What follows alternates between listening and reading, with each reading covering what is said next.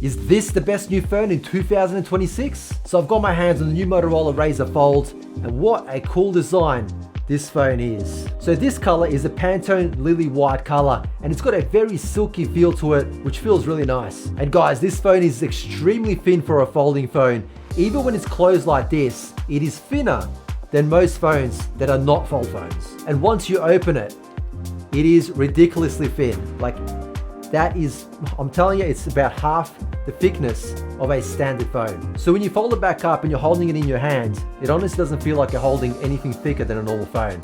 When it's closed, it's 9.3 millimeters thin, and when it's opened, it's 4.6 millimeters thin. The front display is 6.6 inches in size, it's 165 Hz refresh rate, and it's got 6,000 nits of brightness. And then when you open it, you've got a huge 8.1 inch 2K display that runs at 120 Hz, and it's also 6,200 nits of brightness. So there's no compromise here. The screen inside and outside are both really good. All three cameras at the rear are 50 megapixels each. One of my favorite features is using the phone's fold design as a tripod to take selfies. You simply open it at a bit of an angle and take your photo. You don't have to look for anything to lean the phone against. Another great feature is the automatic smile detection that lets you take a photo every time you smile. Or when recording a video, you can use hand gestures to start and stop the recording. You can also record video in 8K quality with Dolby Vision. And with a 43-hour battery life, this thing will last forever. And when you eventually run out of juice, you've got 80-watt fast charging to get you back up in no time. The battery life on folding phones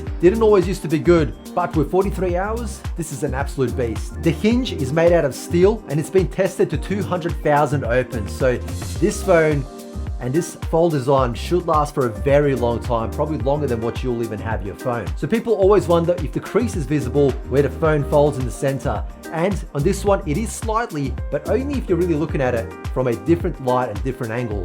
When you're actually using the phone, I could never tell that there's a crease at all. Even if you move apps over it or a straight line, everything is still perfectly straight. So I've never noticed it, not even once. So I think the whole fold and the crease thing is not really a thing that I'll be worried about at all. To me, it just looks like I'm using a flat tablet. But my favorite thing to do with a folding phone is a split screen feature where you can have two apps side by side running at the same time. So for example, I can have YouTube open, I can watch a video, at the same time I can be in Google Chrome and be browsing the web. You can also do laptop mode where you have an app running at the top and you can use the bottom part of the screen as a trackpad, kind of like on a laptop. Or you can split the screen in this orientation as well and have an app on the top and the bottom. Now the Moto Pen Ultra really complements this phone well. And it comes in this little charging case and it just pops out. It's tiny, it's really easy to use, and it's extremely accurate. So you can do markups, you can edit photos in Lightroom or any app that you like. You can really get detailed and just grab those little things that was so hard to do with, say, your thumb or your finger. It's just too hard to be accurate. But with the pen, you can do any of those things really well. So if you're into creative work, you like drawing, editing things, the pen is an absolute lifesaver. Or if you want to use a notepad and write some notes, or you want to do a markup on a screenshot, that's an awesome way to do it as well. If you're into gaming, the big screen is unbeatable. It's like having a tablet in your hands. It's just way more immersive than a smaller screen. And the performance of this phone is awesome. Everything runs really well. The games play well. Even when you're photo editing in Lightroom, which is a demanding task, it doesn't slow down at all. So overall, it's a really great phone. I really do recommend this one. And you pretty much don't need a tablet anymore when you have a folding phone like this. It fits in the pocket easily. You've got the split screen multitasking and a really good battery life as well. So a few quick Q&As. Is a foldable worth buying? I think so. If you've ever wanted a tablet or you have a tablet, then this is a no-brainer. For creative people where you like to draw on the big screen or you just want a big immersive experience watching a YouTube video and so on, is a camera good enough for content creation?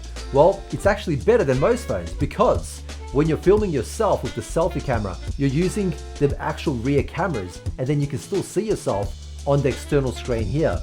So you always have the best camera filming you. Whereas on a normal phone that's not a flip, you're using the actual front-facing camera, which is usually much worse quality than the rear one. Is it practical for everyday use? Well, 100%, because if you don't actually open the phone up to get it to a tablet-like state, the thinness of this phone is just like any other phone. And then the screen at the front is a massive screen, just like any other high-end flagship phone. So once you put it in your pocket, you'll pretty much forget that you even have a tablet until you need that tablet feature. And then you're really happy that you have it because it is awesome. So the question is, do you think the folding phone will be useful for you? Let me know in the comments and I'll see you guys in the next video.